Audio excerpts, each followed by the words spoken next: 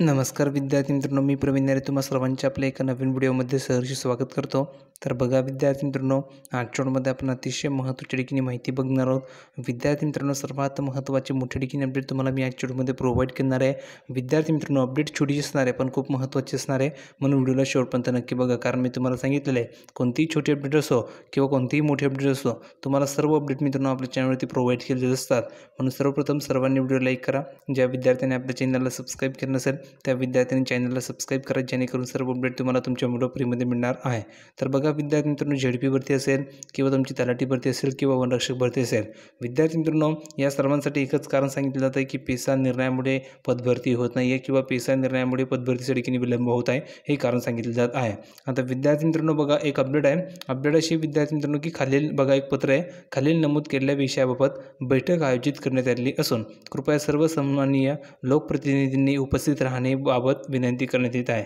दिनांक कधी मित्रांनो बघा, 19/12/2023 वार मंगळवार, म्हणजे मित्रांनो कालचीच बैठक झालेली आहे, काल ही बैठक झाली। आता विद्यार्थी मित्रांनो वेळ कधी, तर दुपारी 1 वाजता मित्रांनो ही बैठक झाली। स्थळ होतं मित्रांनो मीटिंग हॉल रवी भवन नागपूरला मित्रांनो ही बैठक झाली। यामध्ये बघा विषय होता, आता कोणकोणते विषय होते, तर पहिलं विषय होतं मित्रांनो आरक्षण विषयक बाबी, यावर चर्चा होणार होती। दुसरी गोष्ट मित्रांनो बघा, पेसा भरती संदर्भात चर्चा, हा महत्त्वाचा मुद्दा मित्रांनो आपल्या भरतीबाबत आहे।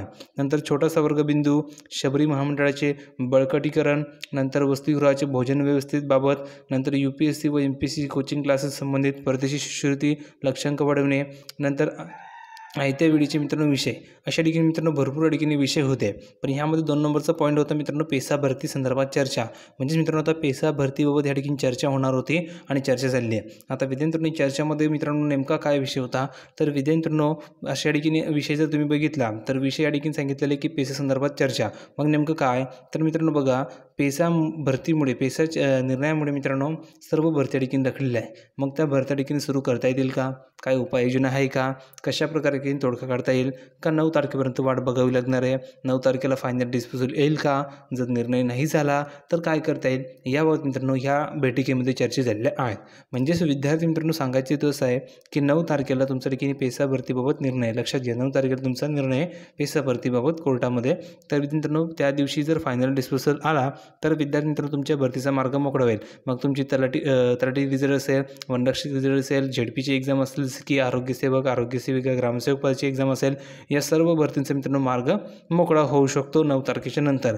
पण विद्यार्थी मित्रांनो कालही यामध्ये चर्चा झाली, मग याचा अर्थ असा विद्यार्थी मित्रांनो की पेसा निर्णयाचा या ठिकाणी फायनल डिस्पोजल जर नाही आला तर पेसा भरतीच्या ठिकाणी काही प्रॉब्लेम आहे का, भरती ठिकाणी सुरू करता येईल का, यावर मित्रांनो चर्चा ठिकाणी झालेली आहे। म्हणजेच मित्रांनो ठिकाणी चर्चा ठिकाणी सुरू आहेत आणि विद्यार्थी मित्रांनो काही ना काही तुम्हाला काही दिवसांमध्ये अपडेट पाहायला मिळणार आहे। मोठी अपडेट असणार आहे, एकतर भरती सुरू होईल, एकतर रिझल्ट जाहीर केले जातील किंवा विद्यार्थी मित्रांनो 9 तारखेपर्यंत मित्रांनो वाट बघितली जाईल आणि 9च्या नंतर तरी तुमची भरती नक्की सुरू होणार आहे। म्हणजेच विद्यार्थी मित्रांनो सांगायचे जसं आहे की जे काही अपडेट आपल्यापर्यंत पोहोचत असते ती सर्व अपडेट मी तुमच्यापर्यंत पोहोचवण्याचं काम करतो। तर विद्यार्थी मित्रांनो ही छोटीशी अपडेट होती, ती अपडेट मी तुमच्यापर्यंत पोहोचवलेली अपेक्षा करतो। तुम्हाला व्हिडिओ आवडला असेल तर लाईक करा, शेअर करा, चॅनलला सबस्क्राईब करायला विसरू नका आणि अशाच प्रकारच्या नवनवीन अपडेटसाठी आपल्या चॅनलला सबस्क्राईब करून ठेवायचं आहे। भेटूया पुढच्या व्हिडिओमध्ये नवीन अपडेट घेऊन, तोपर्यंत धन्यवाद।